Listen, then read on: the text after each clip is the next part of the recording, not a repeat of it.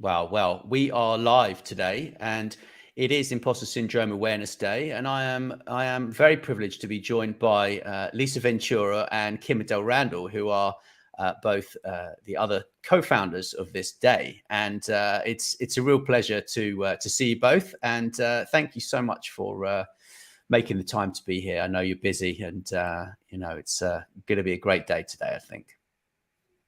Yeah, it's going to be good. I'm looking forward to it. Great to be here. Super. So, imposter syndrome, it's a big thing. I've been doing a lot more research since we finally, since we actually dug into it in the first place. I've been looking into it, and I was watching a video the other day about Dr. Jordan Peterson, and he was, some people don't like him. I kind of like the guy. Some people think he's a bit of a misogynist, but I kind of like him. And I think that what he said is that actually everybody suffers from imposter syndrome, which I thought was particularly interesting, like literally. And he's a well-renowned expert in psychology, I believe. And for him to sort of say that, it validates, the struggles that we all go through when we're trying to learn new things. And he said that basically every time you're trying to learn something new, you're going to feel like an imposter because you've never done it before, right? So what do you guys think about that? Kim? Yeah, I guess for me, yes. Well, obviously, when you're learning something, you don't know it, but I think you expect not to know it because you're learning it. I think for me, when I suffered most from imposter syndrome was when I thought I should know it. So it wasn't that I was learning it. It wasn't that I didn't know it. It was that I already had, forgive the noise. It sounds like I'm having some kind of like party in the house. I've got two kids under 8. So feeling like an imposter trying to do the show whilst actually handling children. But I think for me, it was those parts where I had the job, but I didn't feel that I was worthy of the job, or I didn't feel that I should get it. As I've talked before, when I got my first board role, I was convinced that they were going to find out that I was just a hairdresser. So it was that feeling of actually I should know it and I don't. Whereas personally for me, when I go to learn something new, I know I don't know it. That's why I'm going to learn it. So I'm probably a little bit kinder on myself in that learning moment. I don't know, Lisa, what about you? I think so as well. I mean, for me, I've been doing a lot of research in the last year since we did the second Awareness Day. This is now the third one dedicated to imposter syndrome. And I've done a lot of research as well into the links between if you deal with narcissists in your life or deal with people with narcissistic personalities, that can really have an impact on imposter syndrome. And also those of us that are neurodiverse and neurodivergent. I myself am diagnosed with autism and ADHD. And there have been some studies done that show that those of the neurodivergent have a higher degree of imposter syndrome as well. So those are a couple more elements to bring into the mix. And I didn't know there was a name for it until we founded this Awareness Day 3 years ago now. But I always knew that there was something there. I was always second guessing, always in meetings going, oh my God, they're going to find me out any second, and really in that fight or flight mode all the time. But I now know that I've lived in that fight or flight mode my entire life, and that's led to some of the physical stuff that I deal with as well, because the body definitely keeps the score when it comes to that kind of thing. And I think learning to manage it has been key for me. So I don't have all the answers, but I do have some hints and tips and things that have worked for me that may well work for others. And we've got a lot of great talks coming up today on this subject that I hope you can find some key takeaways from to help your own levels of imposter syndrome. Yeah, no, I think it's so important, isn't it? And it's one of the reasons why we founded the day was to be able to share the resources, because when you're in it, you feel like you're the only one that's in it, and that nobody else is going through this. For me personally, I was going slightly crazy. I'd have one conversation internally in my head, while externally I'd be trying to pretend that I knew what I was doing and that everything was going on brilliantly. And that internal dialogue you'd be like, oh, I hope none of that comes out. that stays in and the right things come out. So learning those, hints, tips and tricks really has helped. Forgive me, I'm just going to go on silent while I ask the children if they'd like to be just a little quieter. Yeah, I mean, I think what was very interesting is when I sort of first approached this subject with you both, I didn't realize that, the subconscious mind actually has this belief system, and it has these words that it is continually saying to us, and in fact those beliefs stem all the way back from when we were 7 for the three points in our lives. When we're 7 years old, those beliefs start to appear. And then when we're 14 and then we're 21, those key moments are times when Kim really helped me to kind of understand that. And I'm not saying I had imposter syndrome, but I certainly had, probably even still have these beliefs that are kind of running in my mind. But now I'm getting better at like questioning them. Like it's about questioning what on earth you're saying to yourself, when you're saying it, why you're saying it. And actually what Kim said initially to me was just present yourself with the evidence that what you're saying is completely untrue, and cross that belief out and write a new belief. And I've been doing that inner work for quite a long time now. And it makes you better and better at questioning it. Whether that's imposter syndrome or not, I don't know, if I'm honest. Kim, what do you think? I think it's just about being passionately curious. So, as human beings, we are quick to judge, and that's because our brains were designed that way. And they needed to be, because we needed to do fight or flight. We needed to know if we were in danger of being eaten or not. And despite the fact that it's highly unlikely that we're in danger of being eaten right now, our brains still work in the same way. And so we are quick to judge. We will immediately, when we hear something, decide if we agree or we disagree. And the same is true with what we say of ourselves. So if we can instead learn to be passionately curious, so instead of having to decide if it's right or wrong, that's interesting, I wonder why I think that. What evidence is there that that's correct? What evidence is there that something else might be correct? It allows you to open up the subconscious brain to give you more information. Whereas when we're stuck in that imposter syndrome, we immediately leap to that it's not good, it's not right, we're not going to be good enough. To your point, Lisa, that constant fear of fight or flight in every situation. And it does eventually take its toll. Our bodies are designed that if we don't listen, if we don't give ourselves a breather, if we don't deliver that self-care, then our body will find a way of stopping us. It will find a way of stopping us in our tracks and going, you need to take a breather. So we often find, and Lisa, I know you've done loads of research on that something that is starting off as more of a mental well-being challenge, where it's about how we're thinking about ourselves and how we're reacting, can then move into something that gives us more of a physical challenge as well. Yeah, that makes a lot of sense. Actually, it makes a lot of sense, because if you're not focusing on the internal, it's like I know it's a bit of a cliche, but the external doesn't seem to kind of work, and that will show up, won't it, in other areas, all sorts of areas, not just physical, just outcomes from things that we're trying to do, because the mind is self-sabotage, really is kind of a big part of this, isn't it? Yeah, and I think sorry, go on, Kim. Sorry, I was about to say, Lisa, I don't know about you, but I think sometimes as well it's situational. So I didn't feel like an imposter every minute of every day. Like if I'm doing beans on toast for the kids, I think I'm pretty okay. I've pretty much got that. So in those moments, I actually felt pretty comfortable that I knew what I was doing. So I think sometimes it's recognizing that. I think from the research I've done over the last 5 or 6 years, that we're on a confidence spectrum, and on the one end of it, where our ability is greater than our belief in our ability, that's when we're really suffering from that imposter syndrome, because we can do it, we just don't believe that we can. And then obviously you've got on the other side where our belief is greater than our ability. So we believe we can walk on water, and the reality is we actually can't. And what we're really trying to do is get to that center point where our belief and our ability are in complete alignment, because that's when we're finding our authentic confidence.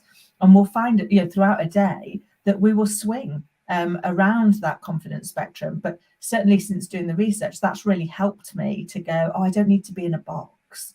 I don't need to give myself yet another label and change this label for that label because it's better. I can actually go, oh, okay, this is just where I'm swinging. So how do I understand right now what I can do? You know, if it's that my ability is greater than my belief, okay, what can I do to improve my belief in myself? How do I go and ask better questions to get better evidence? If it's that my belief's greater than my ability, what courses can I go on? What learning can I do to align the two so that I can move back into that center space? I don't know, Lisa, have you found similar? I definitely think that the confidence is on the spectrum. And like you say, there's some aspects that you're great at and some that you need to sort of learn a bit more on and so on. I think for me, I guess I'd always been in an environment where people pleasing and making sure that everybody else around me was happy was absolutely paramount, because that's the environment that I was used to, that I was in from, you know, way back when. And that fight or flight mode all the time of, oh, are they happy? Are they okay? Can I do more? You know, do I need to do this? Can I do that? And then that will sort it out and they'll be happy. And interesting thing was when I started to put healthy boundaries in place on a lot of this and just say, no, this doesn't work for me, but I'm just going to put some healthy boundaries in place. I was warned that a lot of what I would experience would escalate in intensity.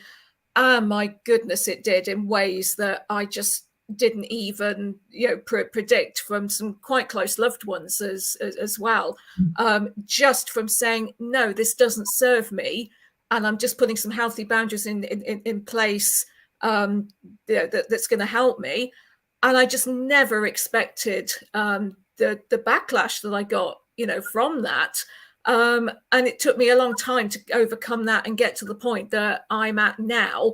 And now I'm kind of on the other side of it. I can see that it was absolutely necessary to put those boundaries in place. Yeah. And I can also see now how much I was sort of tied into making others, you know, happy, far beyond my own needs and my own wants. That's so common. Yeah, I certainly did the same. And when you started, well, certainly when I started to realize that it was okay to not do something for somebody else that didn't serve me, and that wasn't selfish. It was like, I don't have to do something that actually is going to do me harm just because it's going to make you happy, because that's not my responsibility, as long as I'm not being unkind and I'm not being, you know, uncaring. But that I found it really hard to do things just that worked for me, because it'd been such a behavior that was, well, you'll do what everybody else wants to do first, even if actually that is eventually going to do you harm. And it's amazing, isn't it, the kind of response you get from people when you do put boundaries in place, because they don't expect it. And some of that is we've taught them not to have to expect it. So they've not changed their behavior. We've changed ours in saying, I'm going to put in healthy boundaries. You know, I'm going to put in some things that are going to keep me safer. And that, you know, their response can be, well, quite astounding, really, can't it? Yeah. I was talking about this the other day with Stephen J. Manning about basically when you push back to say, no, that's not okay. If you don't have a habit of doing that, it's very similar to a dog that is growling when you upset it, and if it bites you straight away without growling, there's no warning. So you've got to be very careful that you don't shout too much, you know, in the beginning, and you just turn around and explain it in a sort of soft way. But in terms of imposter syndrome, do you guys think that people are maybe a bit too soft these days, and they expect massive results without going through some sort of inner work to do what they need to do, and that actually social media and the way that people just expect to be you know, rich, happy, healthy, and everything else immediately contributes towards people claiming they've got imposter syndrome, and we're actually just far too soft on ourselves and encouraging other people to do the same thing? Or am I just being brutal? I'd say it's the other way around. I think we're too harsh on ourselves, and the amount of the ease of social media for us to live in this despair and compare society, because people don't put up the no makeup selfie, or when they've burnt their dinner, they put up the very best version of themselves. And yet the reality is that isn't how we all live our lives. Things go wrong for all of us. It doesn't matter who we are. No one is living a perfect life, because we are perfectly imperfect. But what we do is we see the seemingly perfect lives of other people and then compare ourselves with our messy reality and find ourselves lacking. So I think, you know, it's actually you're bombarded from all sides now. You know, I feel very grateful that I went through my 46 years of it pretty much in the early days of social media, or before social media. You know, I joked with my niece the other day that, you know, when I was at school, if somebody wanted to bully me, they'd have to ring my parents first and ask them if they put me on the phone. So funnily enough, that didn't happen. Whereas now there's no reprieve for our young people. It's constant. The barrage is constantly there. So we need to be able to provide them with more help, more support, more advice and tips to help them to navigate those challenges and find a healthy self-image that comes from within. And I think, you know, I hear it a lot. You know, we always bemoan the next generation, and yet they're our kids. We're the ones that are bringing them up. We're the ones that are telling them, you know, how to feel, how to behave. And then we also turn around and decide that they're all entitled. Well, I think we probably need to look a little closer in the mirror to decide which of those is genuinely true. That makes a lot of sense. So what do you think then, Lisa? Do you agree with what Kim said? I'm not sure I agree. Perhaps I just come from a different angle, you know, in terms of I just think people are just too soft on themselves. My personal belief, but that's just me. What do you think, Lisa? I do agree to a point in that I see a lot of parents. I mean, certainly in terms of how I was brought up on the things I was allowed to do and so on. I think a lot of parents now perhaps do let them get away with a bit more. So yeah, I kind of get that to a degree, but I'm not a parent, so I can't really sort of talk about that too much because I don't have children. But I do think there's a hell of a lot of pressure on them today, far more than, you know, I had growing up. And I believe that pressure does stem from all the different social media channels and the peer pressure that comes from them. Yeah.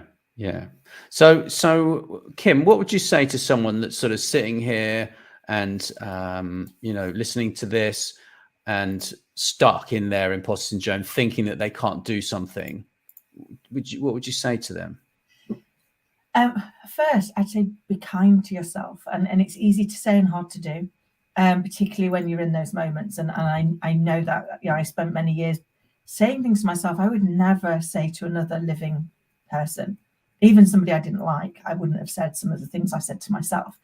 So I think the first piece is just be kind, and the second one, the 3 steps that I always use, because there are moments when you get triggered. I don't think you ever completely overcome it, because you just don't know when a situation is going to flash up that you've not experienced before, that's going to throw you straight back into that feelings of doubt and that feeling of being a fraud. But I learned a 3-step piece of reframing that's worked wonders for me, and, you know, from having shared it with people over the last 5 years, they've found it helpful as well. So the first one is, you can't trick your brain. So you can't just go, I'm not listening, because it doesn't work like that. It will keep knocking on that door until you open it. So the first thing you have to do is listen to what it's saying. So, you know, if you're telling yourself I'm really rubbish at something, go, okay, so there are examples where I got this wrong. So I always use to bring the story to life an example of, I think it was 25 years ago now, but I stood up in front of a room full of about 800 people, and told them that one of the charities that we were going to support was Imperial Leather, and I meant Imperial Cancer. And I've never said anything that stupid again, but every time I think about doing public speaking, of which I do a lot, the first thing my brain tells me is, you're not really good at it. Remember when you told everybody about Imperial Cancer? So I have to first say, okay, I can get it wrong. The second step is to ask yourself, are there any examples of when I did this well, of when I got it right? Because then what happens is your subconscious brain will go and find you those examples, and it will bring them back. So it brings back, the amount of people that have queued up afterwards or have messaged me months later to tell me about an achievement they've made as a result of taking action from having heard me speak. So you've got the first bit is acknowledge that you can get it wrong. Then ask yourself, is there any examples that I do this well, that I can get this right? And then the third one, and for me, this was my game changer. I am a biased mum, and I'm happy to proudly admit I am a biased mum. I think my little girl, as long as she's kind, she tries hard, there's nothing in the world she can't do. And so I ask myself, if this were Scarlett, what advice would I give her? Because I would only give her advice that comes from a position of love. And therefore, if that's the advice I would give her, it's the advice I have to take for myself, because I trust that I would only ever do the right thing for her. I don't trust that I would always do the right thing for me. But those 3 steps have really helped me. It's allowed me to do things that I would never, ever have dreamt of doing 5 years ago before I learned that step. So, one of the things I share with people is swap out Scarlett for whoever is the most important person in your world. But ask yourself, if this were them facing that situation, what would you tell them? And then take the advice.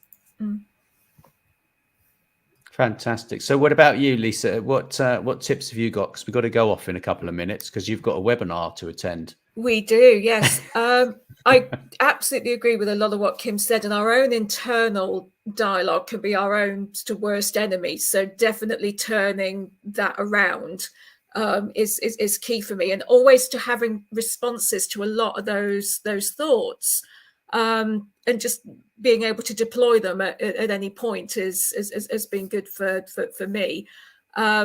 But yeah, we're moving on to the first of our events shortly, which is at 10 o'clock. I'll just do a very quick run through of what we've got coming up today. So at 10 o'clock, we have Imposter Syndrome and Intersectionality with Katie Humphrey. And Katie got an ADHD diagnosis at 25. And she's going to be talking about imposter syndrome and intersectionality. And I'm really looking forward to this one, given I recently had an ADHD diagnosis myself.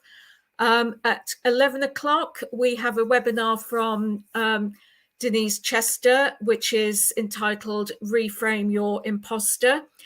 At 12 o'clock, I'm going to be doing a panel discussion with Dr. Juliet Lindell, and Nat, who's on this call, is going to be hosting it, where we're going to be talking about the link between imposter syndrome and narcissism and narcissistic abuse, which is something I mentioned earlier on this call.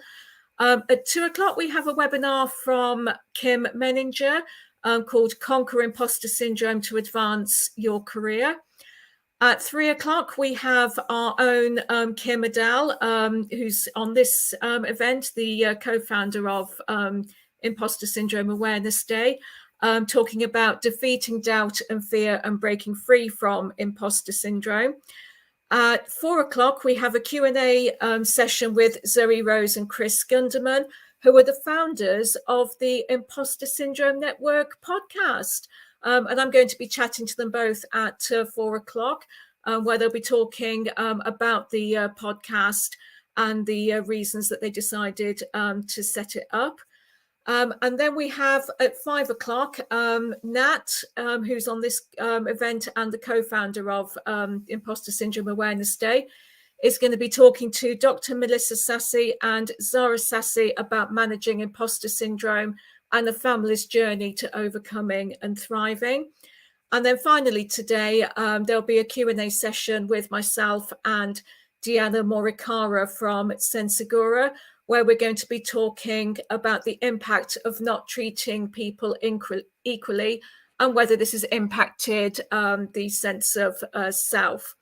So please do join us for the events today. Get involved and join the conversation with hashtag ISAD2023 on social media. And we look forward to seeing you on these events today. Also consider donating. There are some links on our website. It's taken a lot of time and hours to put this day together. And I'm sure I'd speak for both Nat and Kim as well on this. So please do consider donating if you can to help us go towards it. Buy us a coffee, buy us lunch, just for putting this day on. It's taking a lot of resources. But do enjoy. And Nat and Kim, I don't know if you want to add anything else before we finish and go over to our first event. Yeah, I think people should just... Sorry, ladies first. Go on, Kim. Sorry, I was going to say, just to remind people that, if they are struggling, there are free resources available on the iisad.org website. So please do go over there. Hopefully you'll find something that can help, or reach out to us. We've designed the whole day just to provide help and support to people. So if you're struggling, get in touch. Yeah, I'll share my insights another time. Good luck with your event, Lisa, and thank you, Kim. Please say hello to Teddy and Scarlett for me. Appreciate you. Take care. Ciao. Bye.